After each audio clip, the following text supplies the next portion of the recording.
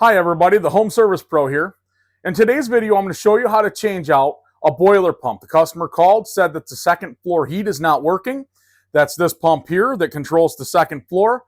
I went ahead and tested. We have power going to it, but no fluid moving. I'll go ahead and show you how to change it out. Let's get right after it. So this is the pump that's giving us the hard time. I did a voltage test on it. I know that the power was coming to it. And there was no fluid moving because the motor was not running. So on this particular system, right down here is a main power switch that shuts everything off. Go ahead and shut the power off to it.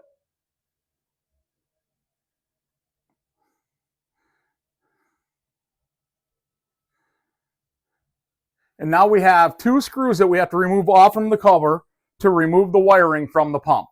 Let me go ahead and get those out of the way.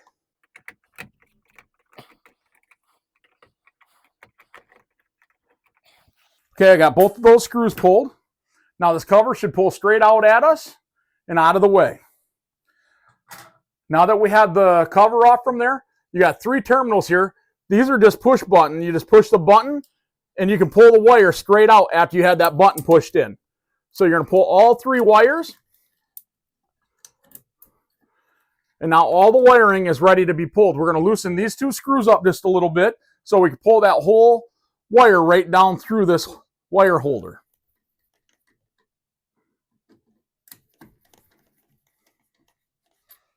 Should be able to pull that right down out of there. There we go. The wiring is now disconnected. This fitting here will just simply spin out of these Grundfos pumps. We want to save that for the new pump.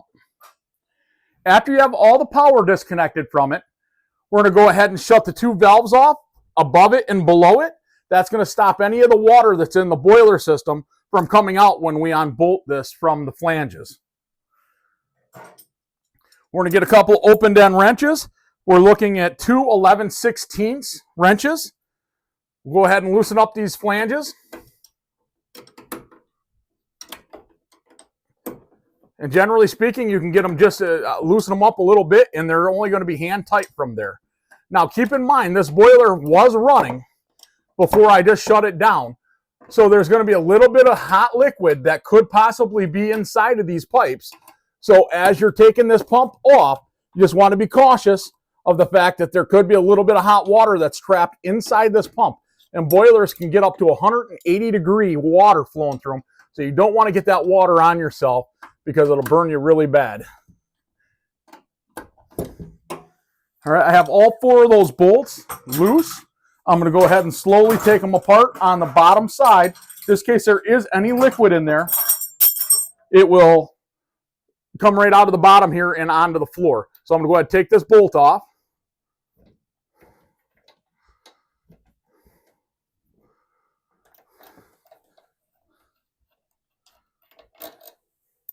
And again, you want to save these bolts because the new pump does not come with new bolts.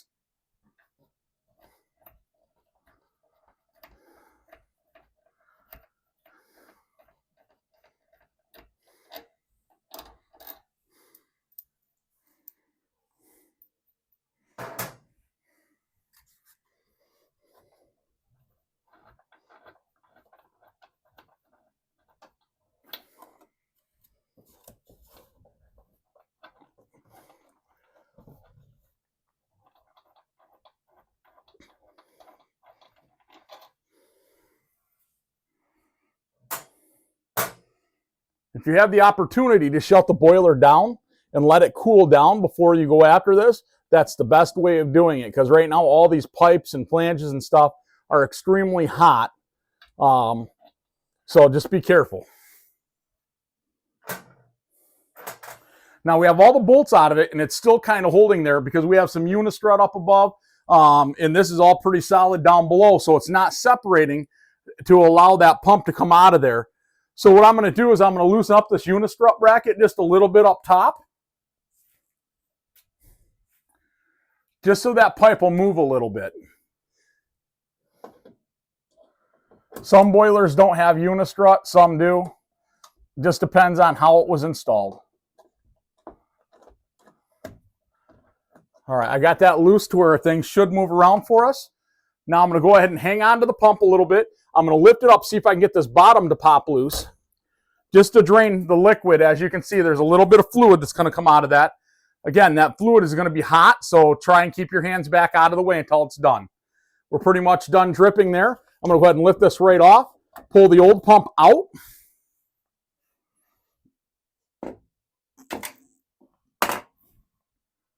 And these old gaskets, these will just peel right out of there. And the new pump will come with new gaskets for the new pump. I'm going to step over here, grab the new pump.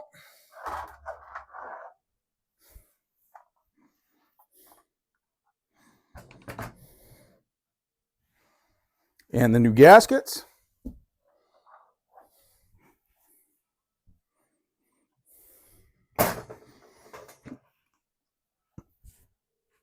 Okay, so here's the new pump. The bolts or the screws are not in that yet. They are inside in a little baggie. I'm going to pull those right out of there for now and set the screws and the cover to the side. The new gaskets that it comes with, as you can see, they're just round. They're kind of squared off on the edges. On each end of the pump, you can see there's a little groove right here for that pump rubber to sit in. We're going to go ahead and put a rubber in the top of the pump and one in the bottom of the pump. Now, one thing I didn't mention, and I should have, prior to taking that pump down, you want to check the direction that the water is flowing in, whether it's going up or if it's coming down. On the side of these pumps, right here, I don't know if you can see that, but there's an arrow on the side of the housing. Well, I've got two other pumps here, and I know that they're all pumping the same direction. They're pumping up. So I want to make sure when I install this, that this arrow is facing up. So we're going to put this boiler pump right back in here just like this. Lift that up, slide it over into position, and just set it back down on there. We're going to go ahead and get those bolts on the top and bottom restarted and tightened down.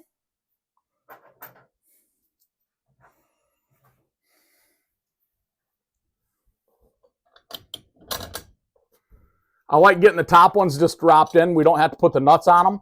It just keeps everything lined up while you're getting the bottom ones started.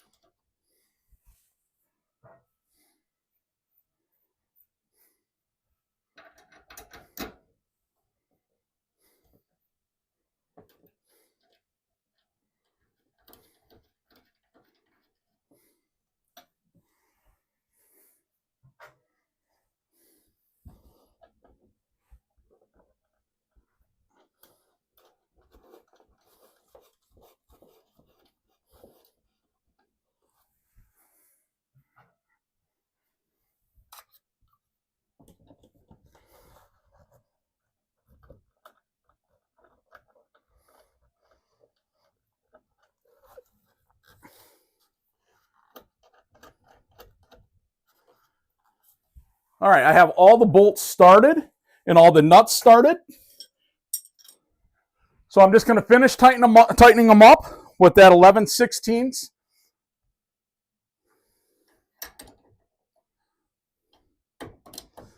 These don't need to be super, super tight. Just get them good and snug. They are rubber sealed with those rubber gaskets, so they usually hold pretty well without being super tight. If you get them too tight, a lot of times it blows those rubbers out, and then you have another leak that you got to contend with. Get a new set of gaskets. So we don't want that. So just get it just a little snug, not quite super tight.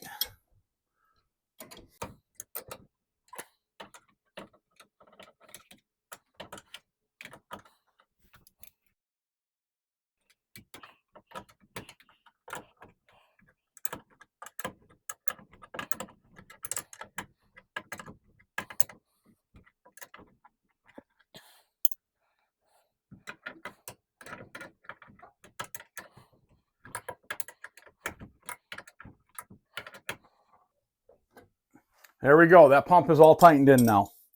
So the next thing we're going to do is we're going to go ahead and open up those two valves that we closed, and that's going to check it for leaks.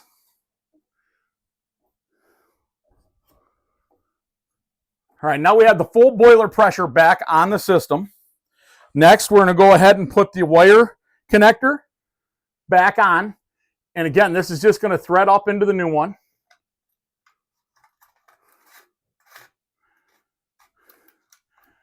Then we're going to take these wires and shove them back up through the wire connector.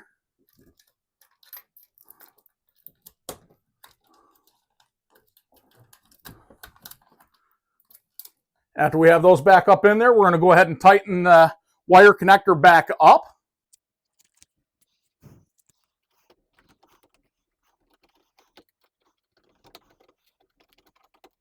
All right, that's good and tight. That's not going to fall out of there no more. So now we're going to go ahead and hook our wires back up. So on the pump, you can see that we have this weird symbol. That's a ground symbol. The next one is neutral. The other one is our load. So with most wiring, black is your load, green is your ground, and white is your neutral. So you're going to go ahead and hook your black wire up to L. Again, you just push on this lever here as you push the wire in, and it locks it right into place. So then we're going to hook our white wire up to neutral and our green wire up to ground. All the wires are connected. We're going to go ahead and push these wires back into this little channel here so it's not in the way of the cover going back on.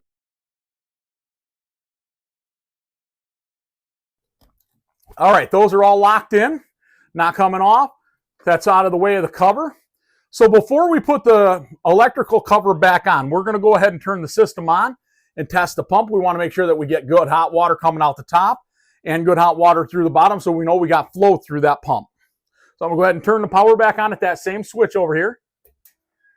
There we go. I can hear the pump running, or not the pump, but the boiler running now. Give it just a second. It'll take a minute to get a call for heat.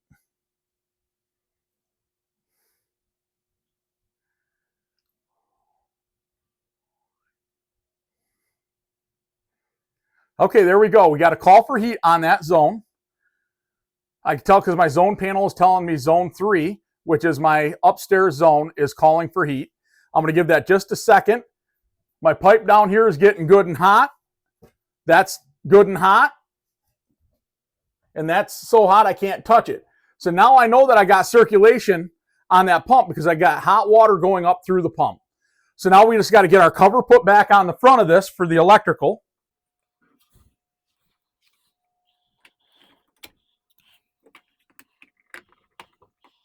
And these pumps are 3-speed pumps.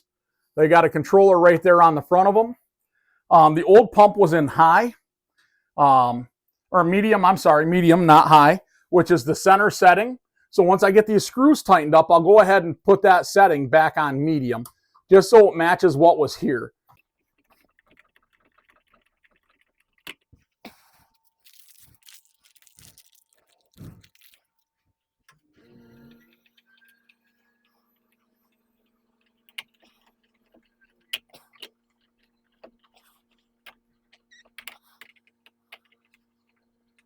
Okay, we're going to go ahead and put that on the medium setting, which is the center.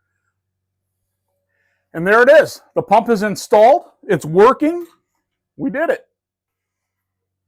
Well, there you go, guys. We got the boiler pump installed. It's working. They now have heat up on the second floor. If you found this video helpful, please like and subscribe to my channel. I'll link another video at the end of this one that shows you how to change out a Honeywell zone valve if by chance you don't have pumps. You may have zone valves. I have another video that'll show you how to change those out. Have a great day, and remember, you got this. We'll see you on the next one. Thanks, guys.